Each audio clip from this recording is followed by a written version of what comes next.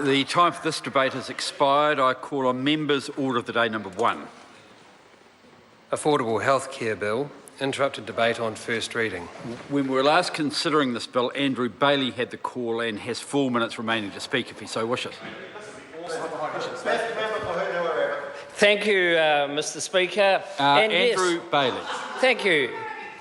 Thank you, Mr. Speaker. And pleasure to be talking on this bill that the former MP for Hanua has been promulgating. And of course, this bill is a good bill in fact because it's such a laudable objective about it, and there's a lot to be commended about it. And of course, it fits very nicely towards the constituency that the Right Honourable Winston Peters is representing in Parliament. But of course, in my view, it is simply misdirected. And so let's look at it. Why do I say that? It's got 3 parts to it.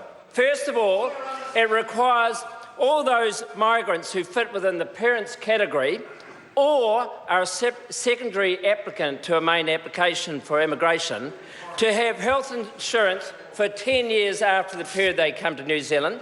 Secondly, it removes the FBT on healthcare. And thirdly, it introduces a 25% rebate for superannuitants on a gold card up to a maximum of $500. Now, for me, the main reason why I don't think we should be supporting this bill is that, quite simply, is the cost. As some of you who will be aware and listen closely to the Minister back on the 11th of November, this bill would cost $150 million. $150 million. Secondly, by dealing with issues such as FBT, what it does, it cuts across the incomparable tax system that New Zealand has. We have a very clear tax system. It's very transparent. It's very clear in the sense that it doesn't have a lot of exceptions. And of course, what this bill does immediately is to introduce an exemption to that clear tax policy.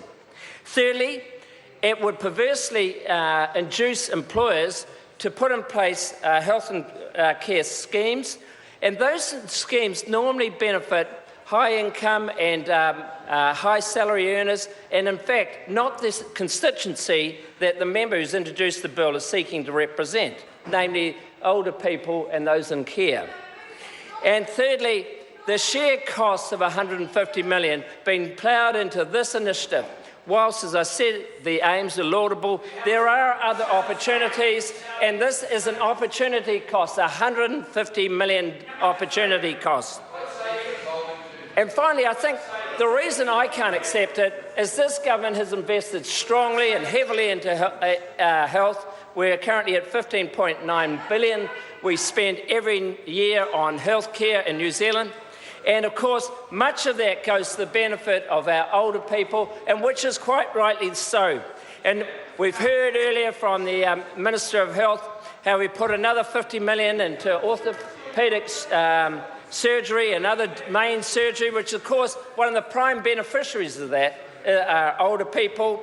We are increasing our funding. We've got another extra 5,000 people getting access to elective surgery every year. And so already we have a fantastic health system. We are putting the money where it counts. We are concerned about our older people, and they are participating, as quite rightly they should be, in our own healthcare system.